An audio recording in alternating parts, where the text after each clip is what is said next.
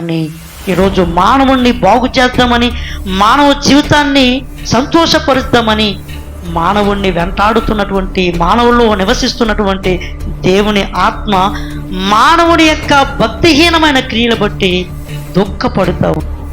ఈ సౌలు మీద పనిచేసే దేవుని ఆత్మను అతడు దుఃఖపరిచాడు. కాబట్టి జరిగింది ఏంటంటే, దేవుని ఆత్మ అతని జీవితంలో నుంచి విడిచెళ్ళిపోయింది. దేవుని బిడ్డలారా, అప్పుడు ఇమ్మీడియట్గా ఆ దురాత్మ ఒకటి అతని జీవితంలోకి వచ్చేసింది.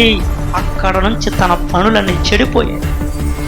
దేవుని బిడ్డలారా, గమనించి క్రైస్తవులుగా ఎంతో భక్తితో బ్రతికిన మన జీవితాలు కొన్నాళ్ళకు ఎందుకు చేయరాని పనులు చేస్తూ, చేయరాని విధంగా మన బ్రతుకుతూ ఎందుకు మనం దేవుని బిడ్డలు ఉంటామంటే, దేవుని బిడ్డలారు కావాలి, దేవుని ఆత్మ వెళ్ళిపోయింది మన జీవితాల నుంచి విడిచిపోయి. అందుకే నోట్లో నుంచి ఏమొస్తాయో తెలియదు.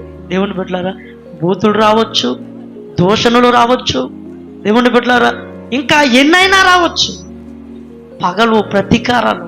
చూడండి దేవుని బిడ్డలారా, ఈ సౌలు ఎప్పుడైతే దేవుని ఆత్మ వెళ్ళిపోయిందో అతని మీద నుంచి, ఎప్పుడైతే దురాత్మ వచ్చిందో అప్పుడు నుంచి అతనిలో ఈర్ష్య, అసూయ, ద్వేషం ఇవన్నీ పనిచేసి, దేవుని బిడ్డలారా, మంచివాడైనటువంటి దావీదును కూడా ద్వేషించేసి పగతో చంపేద్దామని పరిగెడుతున్నాడు.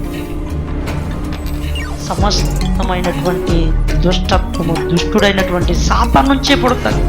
కాబట్టి ఎప్పుడైనా నీలో ఈ ద్వేషము, అసూయ, దేవుని బిడ్డలారా స్వార్థము ఇటువంటివి ఎక్కడైనా పనిచేస్తుంటే వచ్చేసాడు, వచ్చి మనలో పనిచేస్తున్నాడు అని మాత్రం మనం గుర్తుపెట్టుకోవాలి.